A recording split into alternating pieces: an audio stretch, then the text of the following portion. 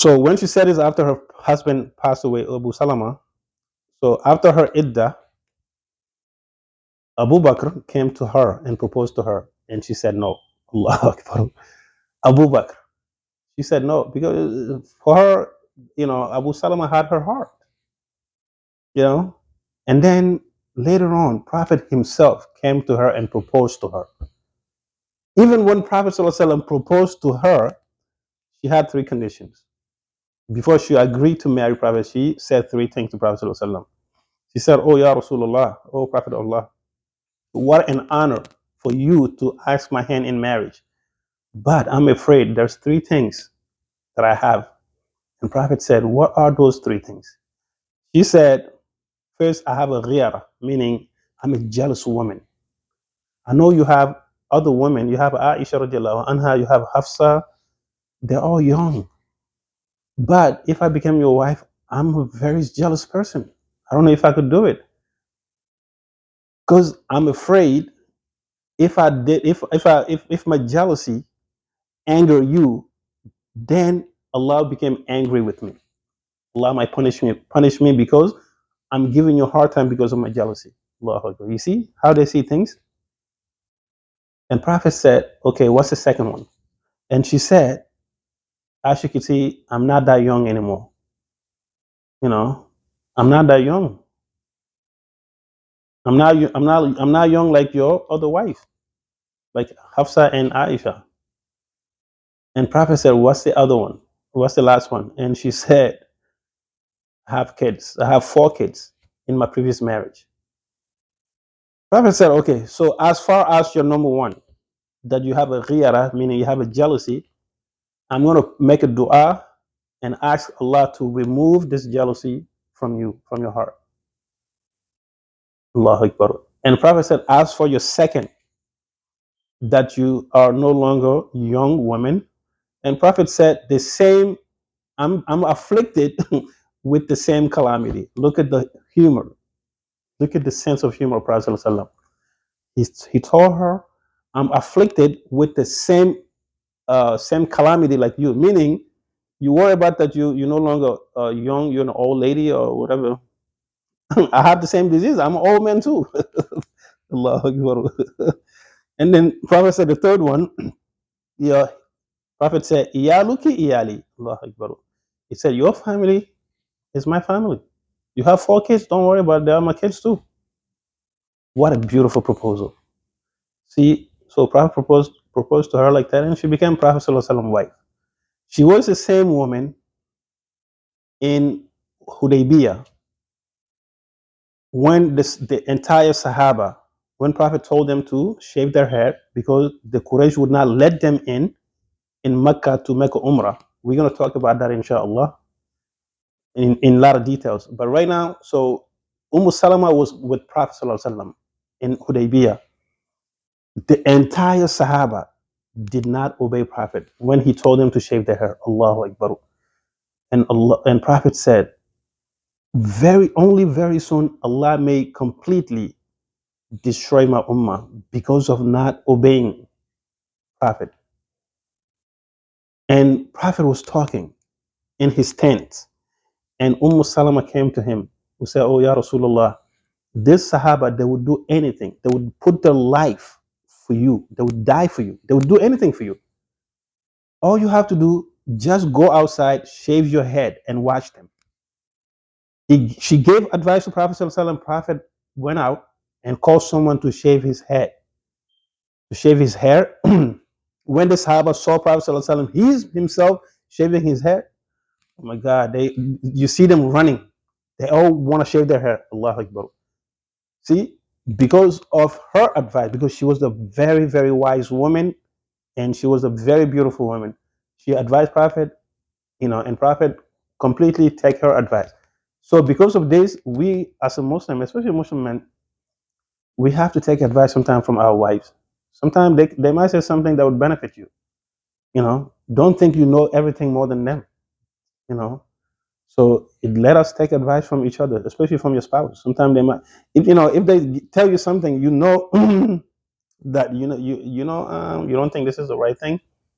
Don't take it. Just, I mean, listen to what they have to say, but you could, you don't have to do what they said always, but you could see if you think what they're saying could be right, implement it, and it would benefit you absolutely. So she was that type of woman. So because of her advice, Prophet ﷺ was able to deal with the Sahaba. Allah Akbar. And the same Salama, um, she was very, very extremely, extremely, extremely wise. So she passed away in the time in the Khilafah of I think that was 59 years after Hijrah, if I'm not mistaken. She passed away. And Abu Huraira, yeah, 59 years of Hijrah, she passed away. And Abu Huraira uh, um, performed her janaza. Allah Akbar. So that's number 6. Number 7 was Zainab bint Jahsh. Zainab bint Jahsh is Prophet ﷺ's cousin. But in Surah Al Ahzab, talk about Zainab, the marriage of Zainab, of Zainab bint Jahsh and Zayd ibn Haris, the adopted son of Prophet ﷺ. We talked about him. So Prophet ﷺ married Zainab and um and Zayd ibn Haris, but the marriage didn't last long because they could not get along. And Allah, ordered Prophet ﷺ, command Prophet to marry Zainab bint Jahsh. So, and Zainab bint Jahsh, we're going to talk about her in details. The whole one lecture probably might cover her, but inshallah, lay down and we're going to talk about her in a lot of details. So Zainab bint Jahsh was number 7, the Prophet ﷺ. So number 8, a Prophet ﷺ wife, her name was Juwayriya bint Haris. Juwayriya bint Haris, she was the daughter of the chieftain of Banu Mustalik. Banu Mustalik is like a tribe that the Prophet ﷺ and the Sahaba, they fought against this tribe, Banu Mustalik. We're going to talk about Banu Mustalik in details. So the chieftains, Haris, his daughter, Juwayriya bint Haris, she was catch as a prisoner of the war. So, and she became a slave of one of the Sahaba, and she couldn't take it. She said, "I'm a chieftain daughter. I'm no slave. I can't do slave work." In one narration, she went to Aisha and begged Aisha to lend her some money so she could free herself. She could pay her ransom to free herself from slavery. And Aisha said the minute she saw her, how beautiful she is, she said, "Oh my God, I'm afraid she might be Prophet's wife because how beautiful and stunning she was." And in another narration, Juwairiya came to Prophet ﷺ and asked Prophet to help her free herself. And Prophet said, well, I could give you something even better. And Prophet told her, I would free you from slavery and then I would marry you. And she agreed to that, and Prophet married her. That was Juwairiya, wife of Prophet ﷺ, number 8. And number 9 was Habiba bint Abu Sufyan, the daughter of Abu Sufyan. The daughter of Abu Sufyan. The same Abu Sufyan that is fighting along with the Quraysh against the Muslim, that Abu Sufyan, his daughter, she became Muslim early in Mecca, and she was previously married. So her and her husband, they migrated to Abyssinia also along with along with the other Muslim, and her husband passed away in Abyssinia, and so she was alone. She didn't have anyone there. So Prophet ﷺ, when he was Prophet proposed to her, and at that time, Nigos, which is the king of Abyssinia, Najashi, he was the one who did all the nikah for Prophet ﷺ. He do all he prepared the entire nikah of Habiba, between Habiba and Prophet ﷺ. Allah Akbar, because he became Muslim in secret, even though he was a Christian king, but he became Muslim in secret. So the only salatul ghaib, meaning to pray someone's janaza while the body is not there, was performed only for him. When Prophet heard that this man, the king of Abasha, of Abyssinian king, passed away because he became Muslim, Prophet performed, janaza in Medina, even though the body wasn't there. That was called Salatul Ghaib. Allahu Akbar. So this king, he was the one who prepared the whole nikah, the whole marriage between Prophet ﷺ and Habiba. So later on, Habiba will migrate back to Medina. So meaning she was married to Prophet only for 4 years, pretty much, before Prophet ﷺ passed away. So that's number 9. And number 10 is Safiya bint Huyay ibn Akhtab. Safiya was the daughter of a Jewish leader in Medina. There was this Yahud tribe, Banu Nadir. Inshallah, in our next video, we're going to talk about Banu Nadir. So the chief of Banu Nadir is this guy, Huyay ibn Akhtab. So Safiya was the daughter of Ibn Akhtab. So how she ended up becoming Prophet wife, inshallah, we're going to give details when we come to Khaybar, because she became the wife of Prophet ﷺ after Prophet ﷺ conquered Khaybar, and she was taken as a slave. Then she would be free, and then she would marry to Prophet ﷺ. But we're going to come to that. So, but her husband, she was previously married to another Yahudi person, and her father was the chieftain of Banu Nadir. So that's number 10 of Prophet ﷺ wife, Safiya bintu Huyay. And number 11 is Maimuna bintu Haris. Allahu Akbar. See, I told you that Prophet's wife, one of his wife, and I gave a lot of details about her, and I said she did not um, last in Prophet marriage for long because she passed away. The first woman that passed away in Medina was Zainab bintu Khuzaymah. So Zainab bintu Khuzaymah, half sister, is Maimuna bintu Haris. Now she is marrying Prophet ﷺ. There's a Quranic verse that Allah would said, a woman who offered herself to Prophet ﷺ for marriage, and Prophet took her and married her. That's her, Maimuna bintu Haris. Allah Akbar. So she is the half sister of Zainab bintu Khuzaymah.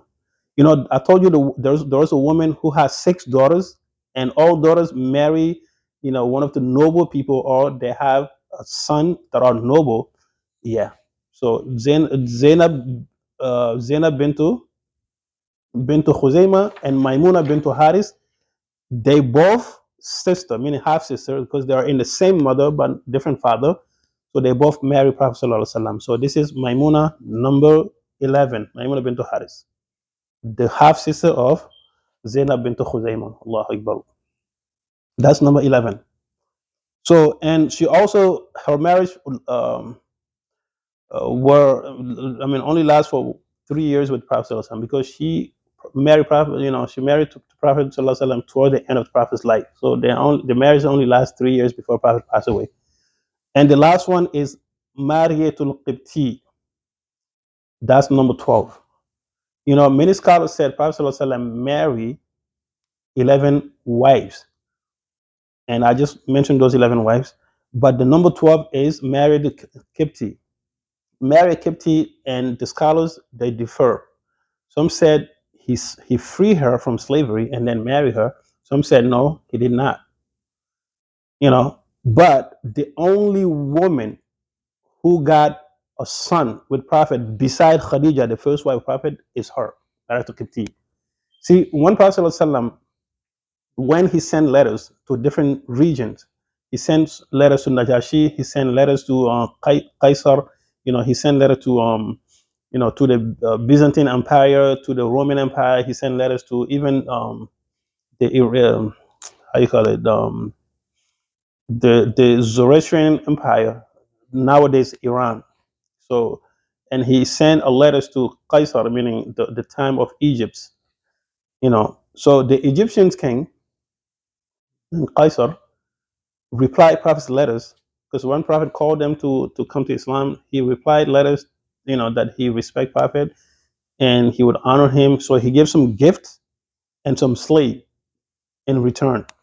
So one of the slave was married to Kipti. So Prophet ﷺ, he had a son with her, and his name was Ibrahim. And Ibrahim passed away when some said when he was only a few months, some said maybe a year and a half, some said not even that, because he had asthma. So back in the days, back in those times, if you had asthma, they didn't have a cure, or they didn't know any cure, that it was pretty much effective. So he passed away. So um, that son passed away, Ibrahim. So Marit al-Qibti, some people said Prophet married her. I mean, he free her and marry her. Some said no, she remained slaves. Allahu Alam. But just to give you the whole overview, 11 wives and one slave, or those who said 12 wives, so they include marital Kipti. So let's go quickly over the wives of Prophet Sallallahu Alaihi Wasallam. We all must know this. The wives of Prophet Sallallahu Alaihi Wasallam is very extremely important. Number one, we say Khadija bint Khuwailid. Number two, Sauda bint Zama. Number three, Aisha bint Abu Bakr. Number four, Hafsa bint Umar ibn al-Khattab. And number five was number five was Zainab bint Khuzaima. And number six was Salama, Hind. Salama's real name is Hind bintu Umayyah. So that's number six. And number seven was Zainab bintu Jash. That's number seven. And number eight was Juwairiya bintu Haris. And number nine is Habiba bintu Abu Sufyan. And number 10 is Sophia bintu Huyay al-Akhtab. And number 11, Maimuna bintu Haris. And last one, Mariyatu al-Qibti. Some said wife, some said no, remain slave. All right, so those are the wives of Prophet Sallallahu Alaihi Wasallam. But inshallah, we're going to move on to something else that took place. Um, Remember, at the end of the Uhud, Abu Sufyan came right under the hill, right under the mountain, and shout and said, "We shall meet 1 year after today in Badr." Right after Uhud, he said that. And Prophet Sallallahu Alaihi Wasallam gathered 1,500 Sahaba, 1,500 Sahaba to go to Badr and meet with the Quraysh. Allah Akbar. So when they went there, they were waiting for Quraysh for 1 week. Nobody showed up. The Quraysh didn't show up. The Quraysh even gathered 2,000 people, but they were about to leave to go meet Prophet ﷺ in the plain of Badr after Uhud. But then they start making up excuses that this is the year of drought, no rain, our animals are dying from hunger, from thirst, and this and that. We got so much hardship to deal with, we cannot go and add another wars, this and that. So they refuse to go. So Prophet and Sahaba, they stay in the plain of Badr for 1 week. Since they didn't see anyone, nobody showed up, so they left. Then Prophet ﷺ learned there is another tribe called Al-Ghatafan. Ghatafan was like a Bedouin tribes next to Medina. It was a very large tribe. But what they do, they looting, and they do burglary and looting, and and took people's money. When people are traveling, they do robbery, like a highway robber. So that's what they used to do. So Prophet heard that these people are gathering against Muslim to fight Muslim.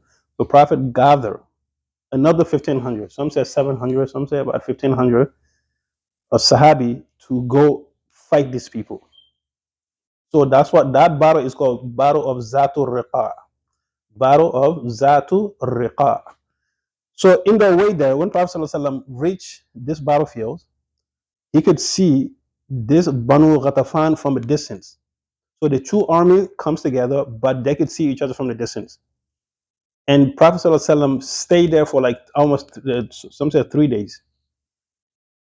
And these people, they did not dare to attack Prophet ﷺ. So the two armies stand, to face one another, but no fighting took place. So since no fighting took place, the Ghatafan people, they left. And Prophet stayed there for 3 days. And then he's returning back to Medina. But in his way back to Medina, some few incidents took place. That's what we're going to talk about to conclude this video, inshallah. So when they reach a certain place, they reach a place, it was a nighttime. So Prophet ﷺ appoint two guards, two person to guard the entire army because it's nighttime, so the army has to go to sleep. So they have to have some people to guard them, right? So the two guard um, was the two Sahaba. The two guys were the two Sahaba. The first one was um, before we even get there, let's just go back a little bit. So when the two army, the Ghatafan and the Prophet ﷺ and the Sahaba, when the two army were facing one another, so it was a time for prayer. And some say Zuhur prayer, some say Asr prayer. So that's when Salatul Khawf, meaning the prayer of fear, come in place for the first time in Jama'ah, like in groups. So, and that's what Allah said in Surah An-Nisa, verse 102 in Surah An-Nisa. Allah said, وَإِذَا كُنْتَ فِيهِمْ فَأَقَمْتَ لَهُمُ الصَّلَاةَ فَلْتَقُمْ طَائِفَةٌ مِّنْهُمْ مَعَكَ وَلْيَأْخُذُوا أَسْلِحَتَهُمْ فَإِذَا سَجَدُوا فَلْيَكُونُوا مِنْ وَرَائِكُمْ وَلْتَأْتِ طَائِفَةٌ أُخْرَى لَمْ يُصَلُّوا فَلْيُصَلُّوا مَعَكَ. Allah said in Surah An-Nisa, and when you are among them and lead them in prayer, let a group of them stand with you and let them take their weapons. And when they prostrate, meaning when they go to sujud, let them be behind you, and let another group come who have not prayed yet, and let them pray with you and take their precautions and their weapons. So this is the ayah, but I'm going to explain the ayah what it means. So Salatul Khawf, how you do Salatul Khawf? There are a few ways how to do it. Some say even four, but I'm just going to say one way to do it because of the time constraining. When the Muslims are facing enemies, they are in the war zone, or there's something that the Muslim life are threatening. So you could perform Salatul Khawf in group. So this show you the importance of prayer. Even if you are in the war, you still have to pray. Even in Jama'ah. Allahu Akbar. So what do you do? Instead of praying 4 rakah, you only pray 2 because it's the fear prayer. So the Imam would pray with the first group. So the first group would be behind Imam. Like you would split the army into two groups. The first group would pray behind Imam, and the other group will keep watching, meaning they would guard. They're not praying, but they would, keep watching. So the first group would pray behind Imam. So Imam would pray his first rak'ah with the first group behind him. So Imam would, in the first rak'ah, Imam would recite his Fatiha and Surah, and then he would go to ruku. The first group would go to ruku with him. He would come up from the ruku. The first group would come up from the ruku. He would go to sujud, and the first group would go to sujud with him. He would sit from sujud. The first group would sit from sujud, and the imam would go back to the second sujud, and the first group would go to sujud for the second time, and then the imam would stand up. Now he's going to start his second rak'ah, and the first group would stand up, and they're also going to start the second rak'ah. But now the imam would recite longer surah now because it's a second rak'ah, and the group behind him, they would do their own reading by themselves, meaning they would read their own Fatiha, their own surah, and then they would go to ruku while imam is still standing. And then this first group would come up from the ruku, imam still standing. The first group would go to sujud, imam still standing. This first group would sit and go back to the sujud again, imam still standing, and they will sit. The first group would sit now, recite the tahiyyah, recite the Allahumma salli, and then they would do their salam, they're gone. Once they say salamu alaikum, they're finished. So this first group would leave. The second group that was guarding now would join the imam. The imam still standing on the second rakah. The second group would come and join the imam. Allahu Akbar. And now, once they join the imam, the first group that just finished praying, now they'll become the guard.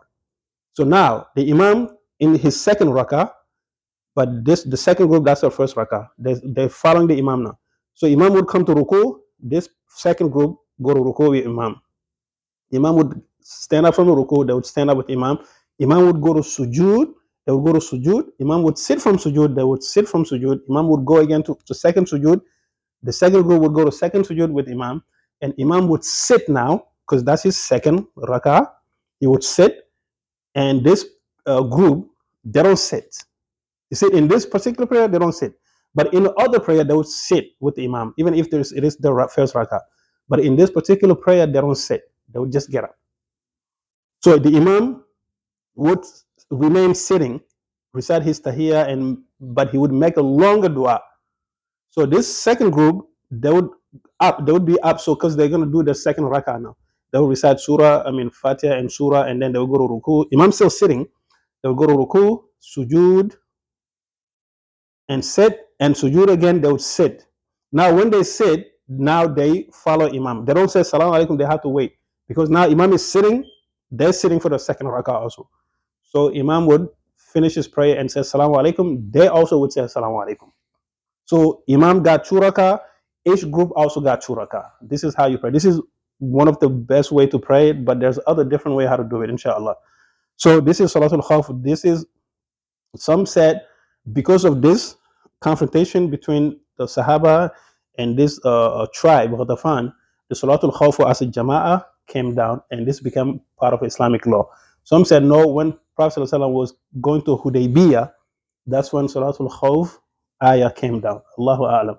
So now, that's the first incident that took place, in this Zatu'Rika. So in their way back now, because since no fighting took place, they were coming back to Medina. It was a nighttime, so they have to find a place to rest, and spend night there. So Prophet ﷺ, he appointed two guards to guard the entire army. So the first guy was Ammar bin Yasir, and Ammar bin Yasir and Abad and Abad bin Bashir bin Bishr. Abad bin Bishr. Some say Abad bin Bishr. Some say, yeah, but let's just Abad bin Bishr and Ammar bin Yasir. So those were the two Sahaba appointed to guard the entire army in the nighttime. So Abad bin Bishr said to Ammar bin Yasir to go to sleep, and he would pray some nafila, you know. So Ammar bin Yasir went to sleep a little bit, and he told Abad, when you finish nawafil, then wake me up, so I would take your place and you go to sleep. So Abad bin Bashir, he said he start praying nafila, and then one of the people from Ghatafan, they were following, the Muslims. And so when he saw Abad from the distance praying, he took his arrow and he fired arrow, and the arrow went into the arms of Abad when he was praying, and Abad took the arrow out and threw it, and he didn't even flinch. He continued his prayer. Then he continues to pray. Another arrow comes and strike him. He took that arrow, but now he started bleeding, and the blood became too much. So he was about to faint.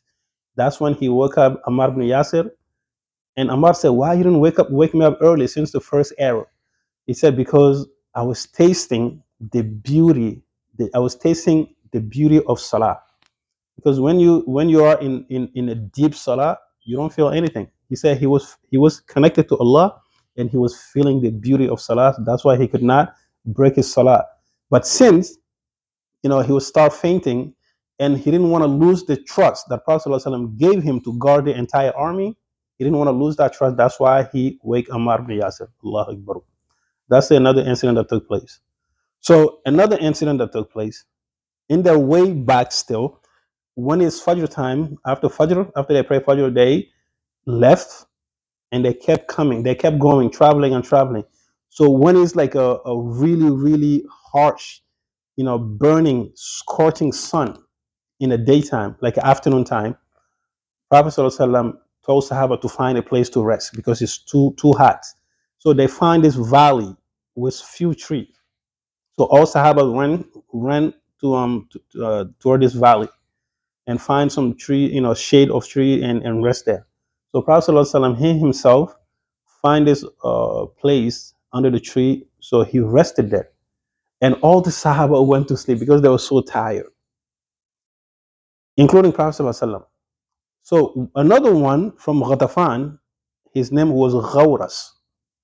Ghawras from Ghatafan, he also was paid to kill Prophet. So he followed the Sahaba, he followed the Muslims all the way to this valley. So when he found out they were all sleeping in the daybreak, so he sneaked in and came all the way to the Prophet ﷺ. He took Prophet ﷺ's sword and he unshielded the sword. When he unshielded, so that sound of unshielding sword wakes Prophet ﷺ. And he said, "Oh, Ya Muhammad, who is going to save you from me right now?" And Prophet ﷺ, Allah. Allah is the only one who could save you, who could save me from you. So when Prophet ﷺ said that, the man started shaking, shivering, and the sword fall off from his hand and fall down. So when the sword fell down, Prophet ﷺ picked up the sword and said, "Who is going to save you from me now?" And the man said, "Oh Muhammad, please be the better of the true men. I had an opportunity, but I couldn't do it because of because of what whoever you worshiping saved you. But now you have opportunity to, to return the favor. Be the better of true to forgive." Allah Akbar. And Prophet said, "Will you testify that there is no God but Allah to be worshipped? And will you testify that I am the messenger of Allah?" And this man said, "To be honest, I cannot say that. But I would promise you I would never ever fight you or your companions anymore. I would not be among those who would fight you." And Prophet ﷺ called all the companions to come over. So when they all wakes up, because Prophet is calling them, they all come and find this man on the ground. Prophet ﷺ has his sword. So Jubair ibn Abdullah, he's the one who's narrating this story.